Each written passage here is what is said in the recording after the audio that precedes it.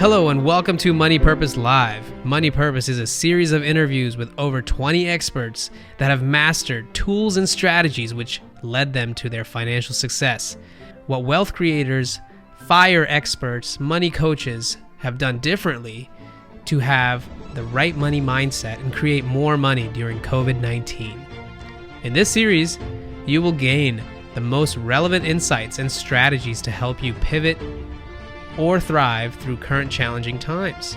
The Money Purpose series was created by Blossom Media Studio to empower you to take control of your finances. Today we have Devyn Zillmer. Devyn is a young hustler, a 2020 graduate, an engineer by day, and a speaker and entrepreneur by night.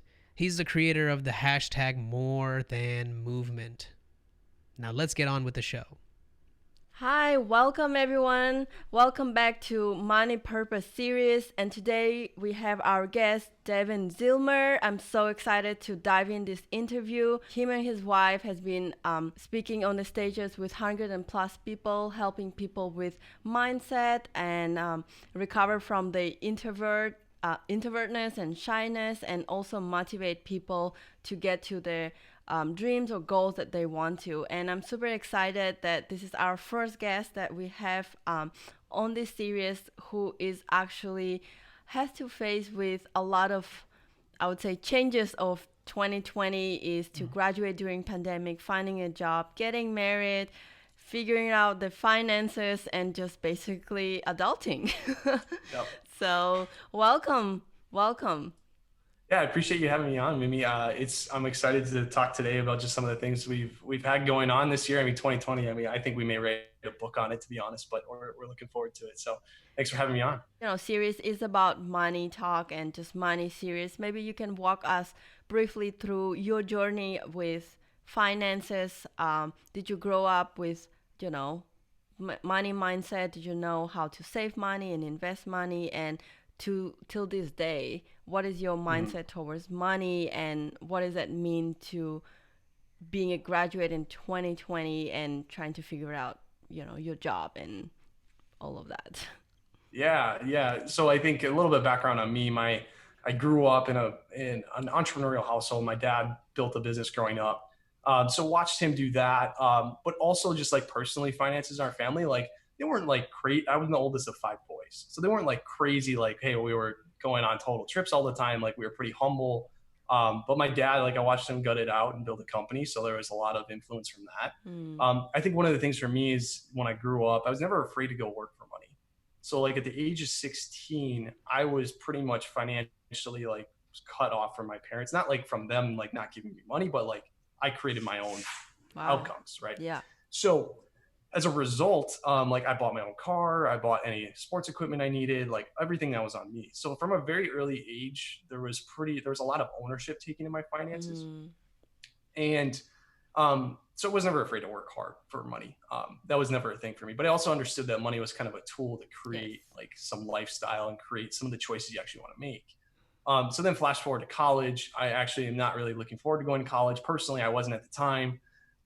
And I really I wrote in an article on LinkedIn that like my mom applied for me because I just wasn't like wanting to go. So it was like kind of my experience. And, lo and behold, she applied to a school that costs, like $40,000-$50,000 a year. So right away, as I got into college, like I went because I was going to play baseball and end up not playing baseball, whatever. I go to college, and my background for money and just how to like pay off, like even getting student loans, I had no clue. FAFSA forms I barely knew how to fill out. So there was a really big disconnect on how to create like actual like results and set up a really good budget and all that.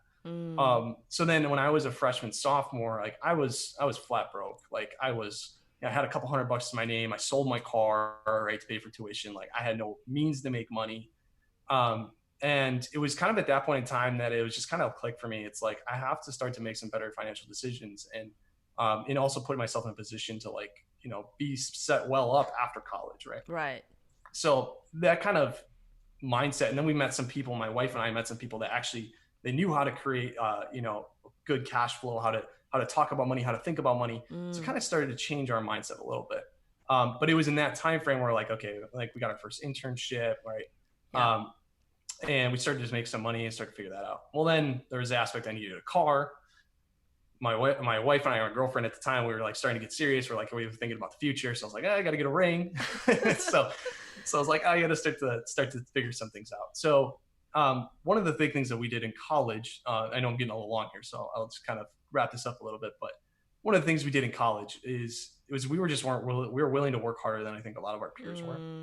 So I think a lot of people in college, like, there's a stigma you're broke if you're a student. And we were like, the heck with that. Like, why do we have to be broke as a student? So what we did was we just decided to work 20 plus hours a week outside of our full-time studies, right? And we started doing some side hustles. We're like, what's the point, right? While keeping our lifestyle like intact. And like, yeah, did we make some tougher decisions? Yes. But like, we still got to hang out with some of the people we wanted to and whatnot. But that really did for us is it set us up for a good savings account. Like we were good in that regard. I did get the car. I did get the ring. We got married. And then we actually paid for our wedding too. And we're coming out the other side of that after graduation. We paid for most of it ourselves. So there was a lot of growth point from like sophomore year to senior year. But I think it really comes down to like somebody just taking ownership, which is what we did. Yeah, and I love it. And in one of your book, I believe, Change the Game, you actually talk about own your future and all of those things. So where can we find that book? Yeah, so you can find it's an article on LinkedIn. You can find you can just find it on my profile. I have it right on there, and just scroll down to the featured section and go ahead and read it. But yeah, I'm super curious about it. I'm definitely gonna go and read it. Because one of the things that curious me the most by putting this series out is to really bridge that gap between the money mindset that boomers had, where you study hard, work hard, go to school, work really long time, and then wait till like 59, 60 when you can graduate. And nowadays, because of technology, we have access to so many people, resources, and tools where you can literally work from the beach, work from home, or whatever that you add, and have so many opportunities to create side hustle where you can up your income so much faster than the old school mindset that we used to have. So can you share a little bit more on that part? Do you see, like, from growing up and just from freshman, trying to find side hustle and being different from your peers, what does that take, and what mindset you have to keep, and also how did you keep that mindset going? Yeah. I think there's like something to be said about like, why are you building your side hustle, or like, why are you going to do a side hustle, right? Like, to be honest, like when we first started side hustle, it was like, can we go out to eat and just like go out to eat freely? That was like my wife and I's like goal, right? Like, and not think about it, right? Not have that guilt. That was the first thing in college. But then at some point it's like, okay, great. Like I have made a couple $100 here and there. Like that's great. It's cute. Like, what are you going to do with the results? And then it kind of clicked for us is like, we have to have some big reason why, right? We have to have a big reason why. So you like, at the end of the day, like if it's a side hustle, if you're actually building something that like you really invested a lot of money into, if it's entrepreneurship, you're going to have a big reason why. Otherwise you're not going to necessarily be willing to go through the junk that entrepreneurship is about, right? Like a lot of people think it's glamour, but there's a lot of grit that's involved. Absolutely. So I always encourage somebody to have a big reason why behind your side hustle, but a little bit more technical, but making sure that you have some sort of way to build equity, right? Because it's like, do you want a second job, or do you want something to like, do you want to invest time into something that you can like eventually create some value with, or, if you want to sell it, or, if you actually want to build it long term. Yeah. Like that's a big thing I think people miss is like when my wife and I started, we had like, she cleaned houses. I umpired baseball games. Like we did a lot of stuff just to make some extra cash, but like it wasn't necessarily going to give us anything long-term. Right. So that's one thing I like, just have a big reason why, and then trying to find something that you can build equity with. Right. I love that. And so with that mindset, going now into 2020 and a lot of life changes that you guys had, what is the one habit that you have to stick with or maintain, besides of what externally happening within your household to keep your, to keep building your equity or your, I would say, family wealth? Yeah. So I think at the end of the day, like a big thing that we're believers on is just a budget. Like, can you have a budget together, right? So we did that in college. We tried to stick to it as best as we could, with the limited funds that we had. What we have done since then is we're on the same budget. Okay. Our finances, because we both have full-time careers now, have essentially quadrupled. Like we've grown quite a bit in just like how much money we bring in, but we haven't changed how we spend.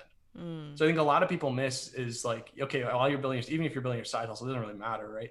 Like if your budget's out of whack, like, and you want to scale a company to like, let's say, I don't know, $500,000, $250,000, you can't budget your personal finances. You're not going to be able to figure out Right. that big company, right? Right. So it's got to start foundationally. But for us, it's like one of our big values is like, can we be debt free, right? Like that's one of our big things. Can we be a debt free household? So like we're chasing that down by like making sure we like have everything in our budget. We live below our means, right? And then we throw everything else at debt. Right. That's like kind of what we're doing now. But just being really have like a clear goal behind it with a budget, I think is really key. Yeah. That's really what's helped us, because I think a lot of people they have is this lifestyle inflation, right? They get a new job, right? They get the next promotion, whatever, right? Or their side hustle starts taking off, whatever. Yeah. Then they're like, oh, now I deserve a car. I deserve this next house. I deserve this. And it's upgrade. Like, yeah, it's like, but really what they're doing is they're setting themselves back so far, right? Because they deserve it. And it's like, one of the things that we've always said is like, we are willing to live humbly and spend money like on the things that we truly care about, because I don't want to impress anybody with a car. Right. It doesn't get me anywhere in life. Right. So just living below our means and not like, and fighting that lifestyle inflation, which, I mean, it's there, right? Like we battle it a little bit because like we want to go golfing every weekend, but we can't, right? So. Well, and I think also it's about choosing your priorities, that you can give yourself some space within your budget to have some lifestyle upgrade and, enjoy your life. Put it in budget, just don't overspend it, and, know that you are willingly do it, and just don't overdo it. I would say. Well, what is the one habit that you guys had to, I would say, change or adapt as you graduated and then now married, and now like having a job and then stepping in the pandemic, right? Like how did your money, I mean, I think you already mentioned it, that you guys didn't really change a lot with your spending habit, but did COVID-19 affected that or improve that? Yeah, for us, we were very fortunate to keep our jobs through all this. So it definitely helped us a little bit, just because we didn't really have to like travel or anything. Yeah. And like we were working from home. So like we lost some of the travel expenses. One thing we really had to work on through all of this is just being conscious of, again, what our spending habits are. But more importantly, like, because back to the side hustles, because we're investing time in like our side hustles, is it's really easy to get caught up in like, oh, now I'm like home more, I can watch Netflix, or I can do all this stuff. And it's like, one thing I talk about in my article is just like having a time budget. Oh, right? Wow. Yeah. Because one thing that like a lot of people I think miss out on is like, we all have the same 24 hours, right? How do you invest your time on a day-to-day basis, right? So that you're either building yourself or building something, right? Because I think you have to build your self-image before you actually build something, in my opinion. But financially, we didn't have to make a whole lot of changes. I think, obviously we had to make some pivots because like we had a wedding and stuff like that through COVID, and like managing that, and then like the start of our careers. But I think one of the big things we said in the beginning is like, where a lot of people like, if there was some money that was coming in, via stimulus or anything, we saved it. Right. For students, like one of the things that we've practiced is like, you don't have to pay anything towards debt for how many more months. It's like interest free, right? This is a little bit more of a tactical thing, but like what we did is like, okay, job stability isn't necessarily the greatest for everybody right now. So we're like, hey, let's just save it. And, if we want to spend that money on our tuition, right? We'll just save it and throw a lump sum at it later in the year, and it'll be the same amount, right? Yeah. So like that was one tactical thing we've done. So like we just really honed in on like saving and just being smart with our money right now. Right. So from what you were sharing, you and your wife, you guys are very, I would say, different from a lot of Generation Z that I see on social media right now. Obviously, that's not the whole representation of the generation, right? But my question to you more is that how do you stay motivated and have the growth mindset that you have right now, and not get caught up with the instant gratification that is showing up online, or instant lifestyle changes that your peers have. So what is that thing that you do to, I would say, be different from that? Yeah, it's something that like we love to talk about because again, it's come back to a little bit of the lifestyle inflation, right? Um, we're just not big fans of comparing. I mean, like Comparison, yeah.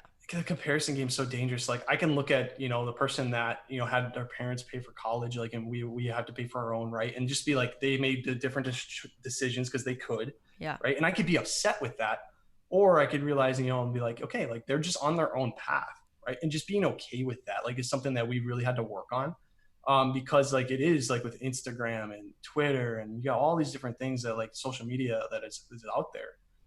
We could definitely get caught up in that comparison game and wanting to live the life of other people, Right. right?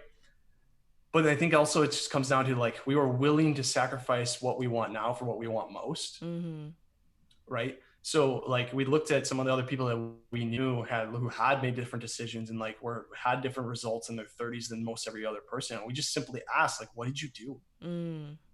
And then based on those questions, like it made it pretty clear. It's like, hey, like, can we drive? Like I own a 2003 Camry right now. Like it's 207,000 miles on it. I could definitely go buy a nicer car right now, but I don't need to. Right. Right. There's nobody to impress. There's no point in like comparing myself and trying to get the car that other people may have bought. Like at the end of the day, just understanding that like if you make different decisions now, more humble decisions now, it's going to pay dividends on the back end. Right. Right. It's kind of like investing up front. Yes, 100%, right? Invest into you, invest into like your long-term vision. Yeah, no, I love it. And I really want to commend you and your wife for just standing the ground and, making the change and walking the walk. Like you've learned something and you actually implementing in it in your life, and you speak openly about it. And it's very impressive to me that you guys have same mindset, and as you're getting married you join your mindset and your goals together, and because I would say that it's because you are a good communicator, but at the same time on your LinkedIn it says that you are an introvert. Yeah. Well, recover introvert. Yeah. Right. So maybe you can speak more about that and what does that really mean and what is behind that idea that you want to speak about. Yeah. So for me, just like you're talking about a good communicator, I appreciate the compliment. You've never met me 2.5 years ago, so you don't know how much I've grown in that time frame. But more or less, when I look at like my recovering introvert, like why I mentioned that is, I was really held back by some introverted tendencies. And again, like I think it's important to note that like being an introvert isn't a bad thing. In fact, I think I have superpowers because I'm an introvert, some sort of superpowers, right? So it's not a bad thing. I just realized for me to move on in my life, I needed to start to revert or like transition some of my tendencies. So like example, right? I'm a freshman in college, right? I'm a pretty introverted kid. Like, okay, there's obviously the college party scene a little bit. I go to some places. I was the kid that would like go grab a drink and I go sit in the corner. Right. And that was my tendency. I was okay with that at the time. Right. But then I started to realize, if I'm going to hit my goals, if I'm going to network and meet the right people to get to where I want to go, I'm going to have to actually get out of those and like be willing to go up and shake a hand, be willing to reach out on LinkedIn, right, and have a conversation. Like, and because of that, like I've really had to work on just being a little bit more extroverted and sharing. And then it starts getting, then like we had a speaking opportunity or two, and then that started to provoke like more change because I was like, I like realized we can have an impact based on the decisions we've made. Like we can share and help people. So we realized we had to work on our extroverted tendencies then. Yeah. So like a lot of that came, but like early in life, I was a very extroverted kid. So like backtrack, I was very extroverted, go through bullying, all this other stuff, become very introverted, thinking that my word and what I have to say doesn't really matter, right? Very introverted when I come to, college, have this awakening, I guess if you want to call it that, and like start to like grow up a little bit and understanding the things I need to change. So that's why I say recovering introvert, because I went from being an extrovert to an introvert to an extrovert to working on being more of an extrovert, right? Right. And that's for my path, right? It's like not everybody has to like, again, introversion is a bad thing. Some people can work on it and be extroverted, right? If they want to, and that's the point to inspire that. Right. Not that introversion is bad, right? So I just want to point that out. Yeah, no, and I love that you share that because I can relate to some of the parts that you're saying that I do believe that I have a superpower of being introverted, and Mhm. that's a time for me to recover. I sometimes I speak about as of I'm a phone, and sometimes my battery is just drown, and I just need the time to recharge, you know. And it's Mhm. not that I don't like people, it's that I need a break, and it's not personal. It's just more Yeah. for me to recharge, so then when I come back, I can be a better version of myself and really make an impact and be just 100% and fully present when I'm being an extrovert. And that's why I think that those are labels that people tend to put on themselves because of the mindset shift or change or something happen in life. And I Mhm. love what you shared, that you were extrovert and then introverted, and then you realize that, well, it's time to, you know, change your tendencies. But it is truly about the balance, because Mhm. there's no such thing that, oh well, if you're an introvert, by when you did some test and it says you're introvert, you cannot become an extrovert. It's really the balance, but being self-aware of it. And I love that you speak on that subject and help people to realize that as well. So Yeah. one of the speaking um, topics that you have on LinkedIn is entrepreneurship. Mhm. Maybe you can share a little bit more about that. I know you've shared about your side hustle that you and your wife had, and that's one of the questions in this interview is, what is the one thing or advice that you can give to audience so that they can increase their income during these hard times, you know? And we don't really know if the economy going to go back up, and Mhm. if the, you know, the job, there were going to be more jobs or less jobs. So what is that one thing that you would recommend the audience can do to improve their income and Mhm. moving forward? Yeah, totally. I think be clear on what you want, right? Clear on what you need. I think if you need a couple $100, I mean, by all means, go on Facebook, buy, sell, trade, flip a couple items, make Yeah. a couple $100, right?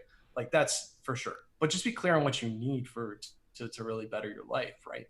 Like for us and our side hustles, we're like thinking long term, right? Mm. We have our speaking side hustles, which we want to grow to really impact people, right? We want to open an educational company at some point, really Mm. just to again empower more people, through what to hit their goals and what they want, right? That's what our goals are pretty long term side hustles, right?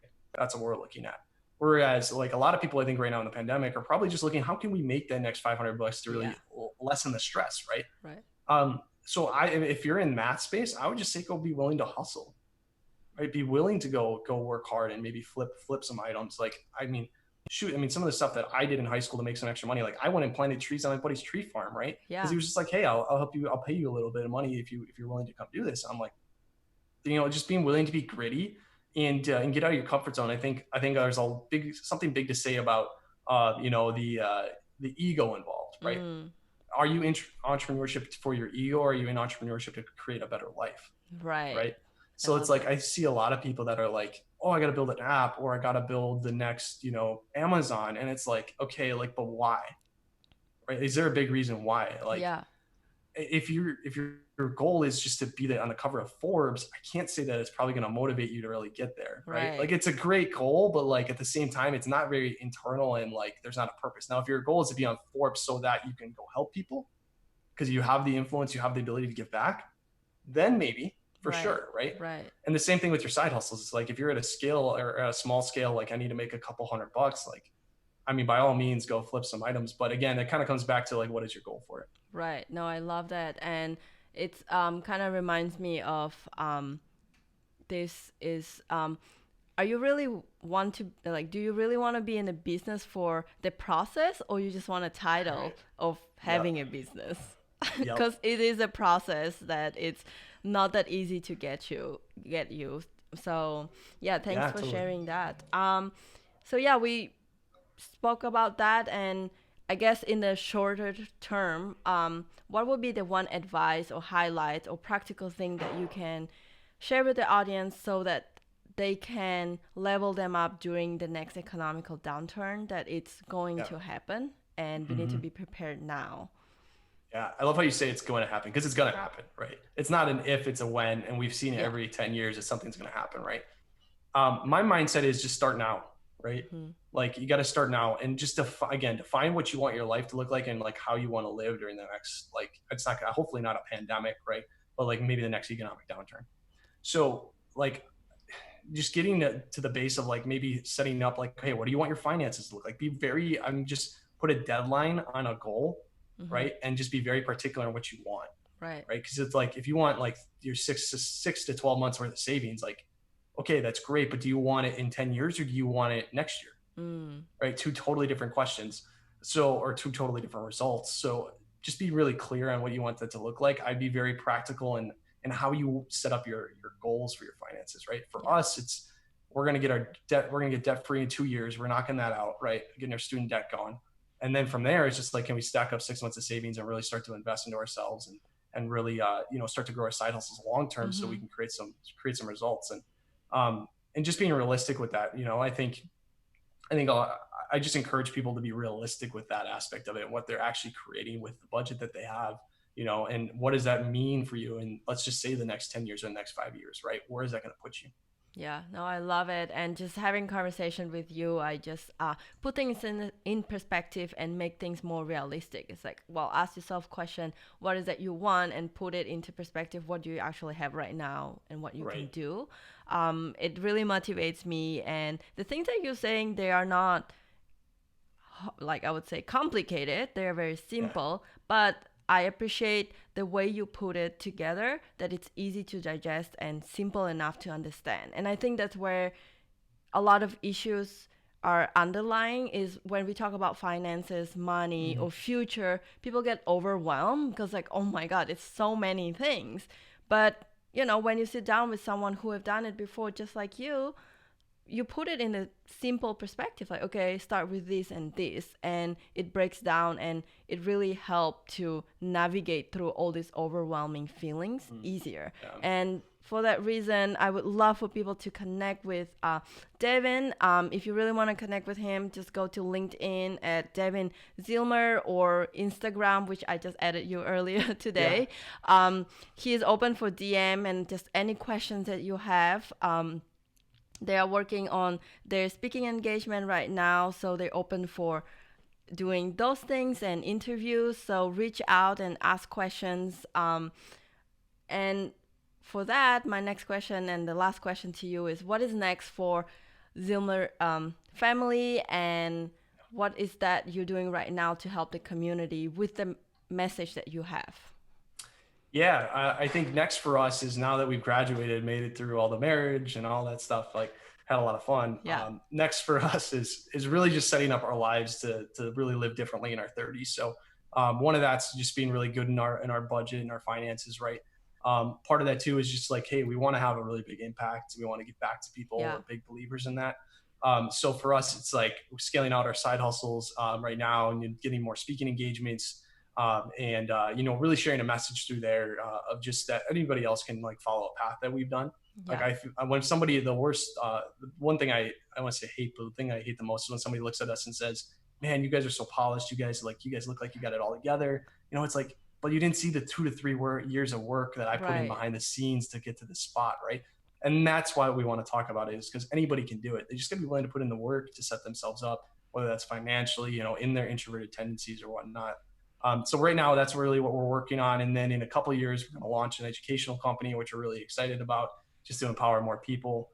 And and from there, it's just like, how can we create some different decisions to give back and maybe charitable decisions down the road? And we're really looking forward to the next 5 years and just setting ourselves up to really have an impact and lead some people.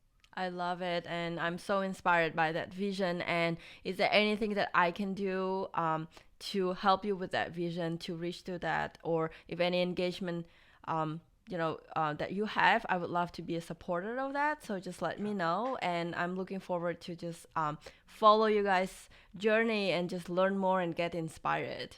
So thank Yeah. you so much for being here today, and you guys, Devyn Zillmer, and go and connect with him. What a great story and great testimony of being intentional, setting goals, and just knowing exactly what you want. But so I'm so glad that we were able to connect, and for our audience to learn more about what you guys have and more to come. Yeah, really appreciate it. I think thanks for having me on. Hidden gems, I don't know about that. We're just average human beings that decided to make different decisions. So I appreciate the compliment there. And yeah, thanks again for having me on today. And hopefully we can help some more people with this. Yeah, thank you. Thank you so much.